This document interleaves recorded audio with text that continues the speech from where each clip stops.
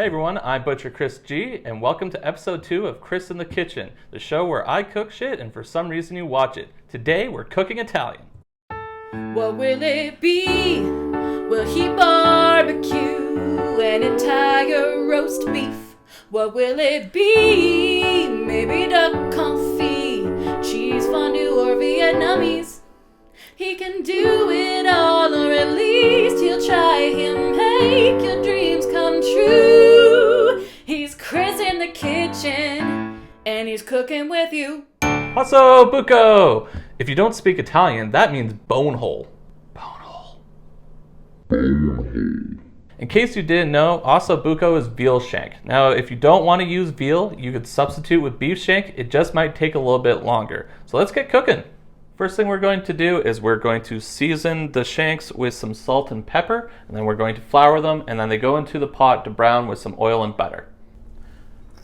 So a little pep to start. Man, that's salt, not pepper. Salt to start.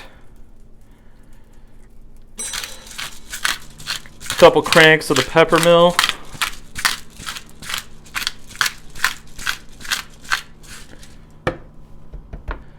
So after salt and pepper, we're just gonna dredge it in the flour, make a gigantic mess. That's the best part about this. Not for me. Yeah, well. That's going to take a few minutes to brown up, and while we wait for that to brown, we're going to clean up this gigantic mess I just made.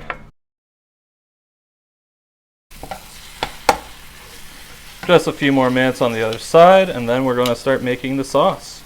Now we're going to start the sauce. So we have shallots and garlic, we have some carrots and celery, and I also did a little bit of rosemary and thyme. You don't have to do that, but I love rosemary and thyme, so we're going to put that in. Let's add this garlic and shallots. You can use onions if you want. I just still had shallots from the buttered chicken, so that's what we're going to do. Much like the base of every sauce, let the onions sweat for a little bit before adding in everything else. Now that our onions are sweated, we're going to add in the celery and carrots. Stir that up. Now we're going to add a little bit of broth. I make my own beef broth, but you can just get it at a store if you prefer, but it's really fun to make broth. It's a great way to use up all the vegetables that you have that are going off. About a cup or so. Yeah, something like that. And then we add wine. Most recipes will call for a white wine, and they also tell you to buy kind of a cheap one because you're cooking with it, but I think that's a waste of wine. So I'm using a red wine because I prefer red wine. I'm going to be drinking this, so we're just going to put a little bit of that in because I would rather drink most of it myself.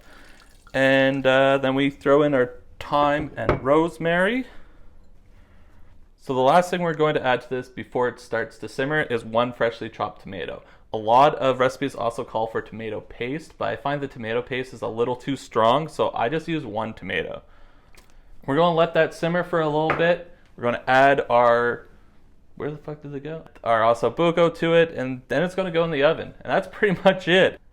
Well, I mean, it's close enough to 12 o'clock, so that means we can start drinking, right? That's a good Chianti. Now that this has been simmering for a while, we're going to move it from this pan and into the casserole dish. And then we're going to put it in the oven at 325 for about 2.5 hours, somewhere around that. The reason why we're doing that is because this pan can't go into the oven, and we don't own a pan that can go into the oven that fits these gigantic friggin' osso buco.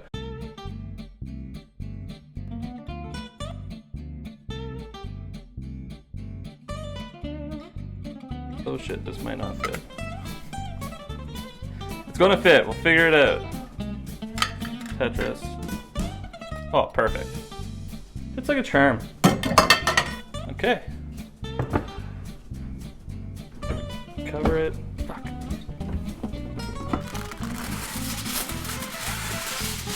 Tin foil.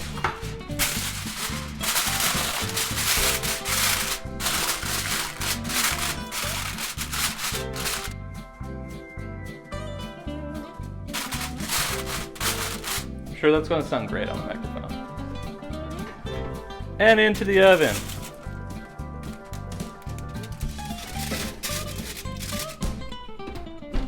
Jesus once said, a man cannot live on osso buco alone. So we need to make some sides up in this bitch. And traditionally you would use risotto, but I'm like half a bottle of wine in, so I'm not going to do that today. Instead, we're going to make garlic mashed potatoes. This is how I like to make garlic mashed potatoes. You can do it any way you want at home, but this is just a really easy way. I love garlic, as I said in the last video, so we're going to put about 5 cloves of garlic into this, and actually some cream cheese, but we'll do that later. So we have some boiling water. That lid is hot, so don't do that with your hands. We just have some standard potatoes. Like if, that feels really good on my hand, that hurt.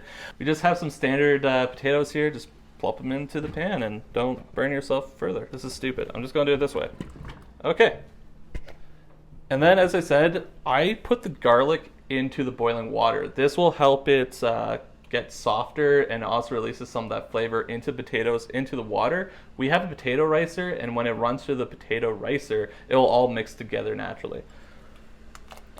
And yeah, we just let that boil until they're soft, and that's fucking mashed potatoes. The potatoes have been boiling for about a half an hour now, so the lid is hot.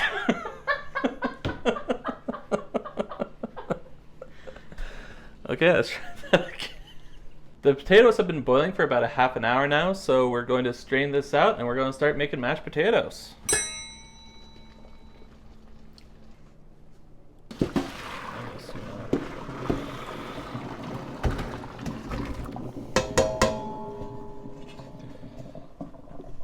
Exhilarating, eh? Now that the potatoes are strained, we're going to add about half a container of cream cheese and some butter. I leave this at room temperature, that way it'll melt a little bit easier. And you guys, I'm sure, have mashed potatoes before, so I just put cream cheese, garlic, salt, pepper, and butter, obviously. I use a potato ricer. If you don't have a potato ricer, use whatever you use to make mashed potatoes, but I find this thing is incredibly helpful and makes really smooth, nice mashed potatoes.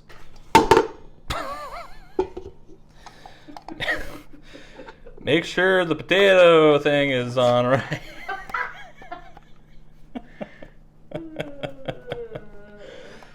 Fuck. God damn it. Now that we're finished ricing the potatoes, I'm just going to take a spatula and we're just going to mash it up. It's mashed potatoes. You made it. It's easy.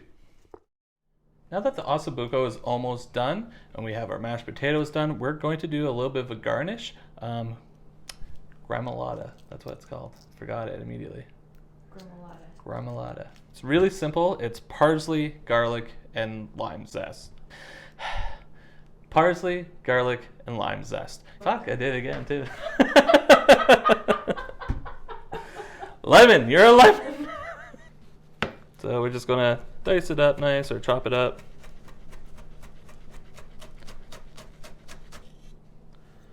Just a couple cloves of garlic. Use a microplaner to microplane the lemon, and that's it. We will stir.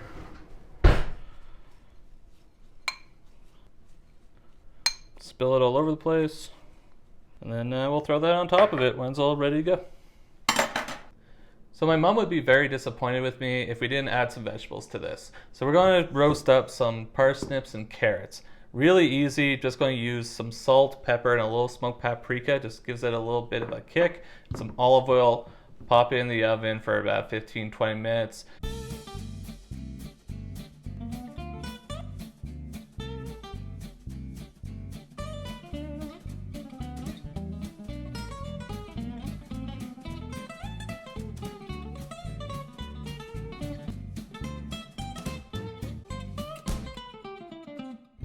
Now these are prepped and ready to go. Our osso buco takes a little bit longer to go here, so once it's done, we'll take it out of the oven. We're going to crank it up to about 425 degrees, and then we'll finish these off in there. So we're 2.5 hours in. The osso buco is done. We're going to take it out of the oven and let it rest. So let's see what we got. Okay. Don't burn your face off.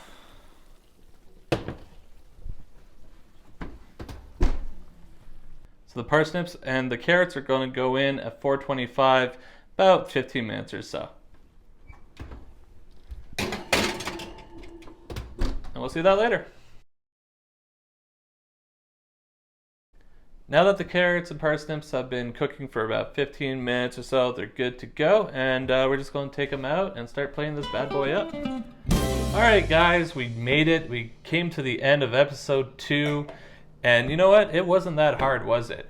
We made something that a lot of people think is super fancy. It's really not that difficult. So let's plate this up, eat it up, and yeah, that's going to be fun. A bit closer. We're going to throw a little bit of the vegetables that it was stewed in just on there. Get some gravy. Gravy is just the broth that it was being braised in. Then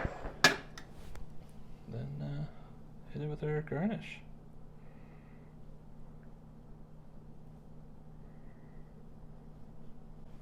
Also buco. Voila.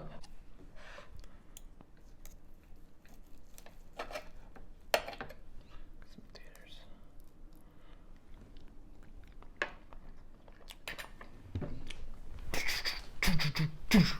Also buco's fucking awesome. That's it. That's all there is to it, guys. Super easy, quick, no problem. Only takes like 3 hours. Great to go.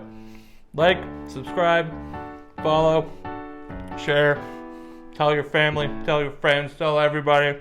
Get it in you next week. See you later.